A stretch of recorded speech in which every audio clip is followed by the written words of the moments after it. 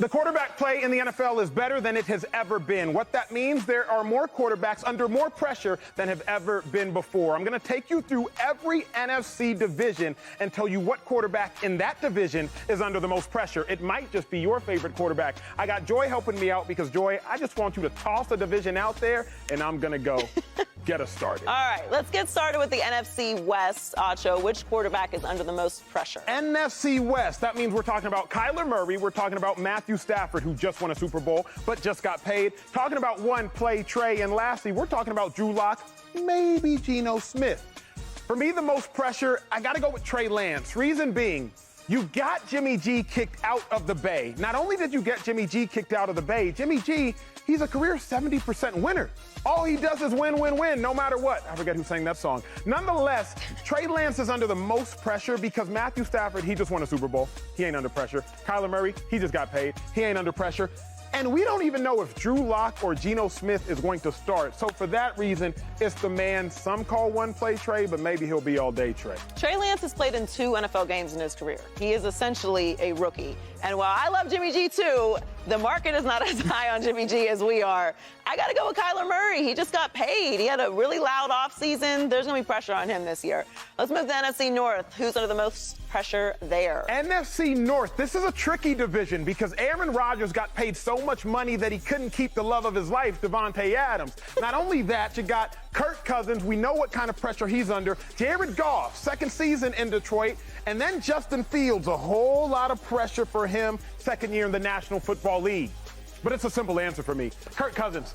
I truly feel that every single year, Kirk Cousins is one play away from being a backup. Like, he keeps having these bet-on-himself deals, and he has garnered the most money in the last 6 or 7 years, I believe, in the entirety of the National Football League. But Kirk Cousins is just one series, one game away from being on the bench in my mind. Now, he no longer has an excuse. We always said the Vikings' limiting reactant was their defensive coach, Mike Zimmer. Mike Zimmer, no longer there. Now you have an offensive mind at the head coaching position. I get Justin Fields is under pressure, but first-year head coach Matt Eberflus, former linebacker coach, not expecting a lot from Justin Fields or the Bears in this year. For that reason, Kirk Cousins, I get you bet on yourself, but every now and then when you bet on yourself, you lose. Kirk Cousins is a Hall of Famer. I get him paid. That part. Yeah. Kirk Cousins does not have any pressure on him because that's what he is. We all know what Kirk Cousins is. He's nice. He's completely average. He's going to win some games. He's going to lose some games. There's no pressure on Kirk Cousins. You got a back-to-back league MVP in Aaron Rodgers, who had the worst ending out of any team in the league last year. They get no pressure for it at all. It's fine. We can lose at home. We're the number 1 seed, back-to-back MVP. No big deal. We're going to lose to a wild-card team. The pressure's on Aaron Rodgers, as it should be. Let's go to the NFC South. Who's under the most pressure there? NFC South might be the most tricky division of them all. Why? Because this man, Tom Brady, said, hey, I'm back. Besides that, Baker Mayfield, Sam Darnold. Baker, you're kind of playing a little bit for your career. Jameis Winston, Marcus Mariota. Marcus Mariota, a starter once again. But the answer lies with the man in Jameis.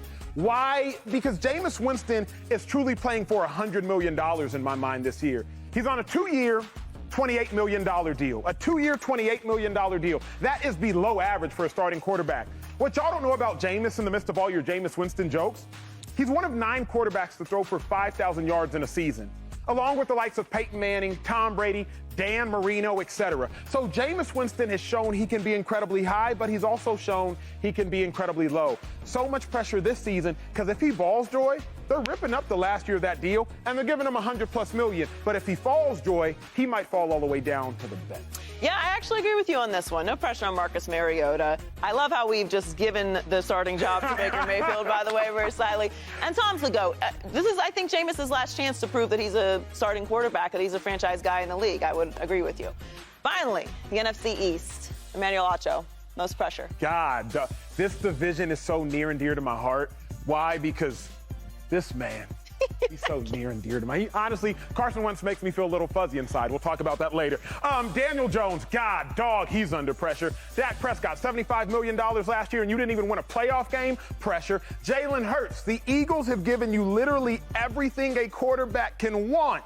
What have you given them in return? Pressure. But the most pressure has to fall to Carson. I love you, but you're under the most pressure. It's very simple. Carson Wentz is on 3 teams in 3 years.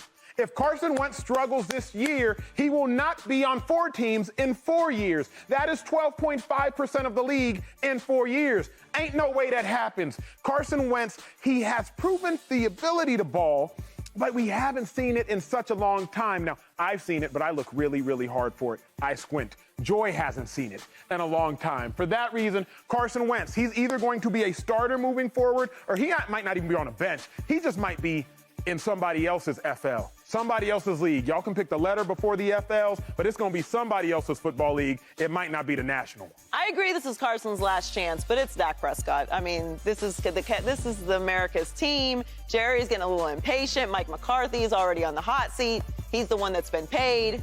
It's on Dak Prescott. Can we have a quick conversation? Of all these people in the picture, can we at least admit he's the swaggiest? Like, we got the arm sleeve, You're we not got the going dual wristbands. to say this with Jalen Hurts up here on this board. This is a very bland, there's no swag here. Can we at least, I know you don't like Carson, but can we for a second at least appreciate like the one arm sleeve, very Allen Iverson-esque? He looks right, like exactly like he's about to throw an interception right there. Just right. That's an interception. He just has to take it too far. He just got to take it too far.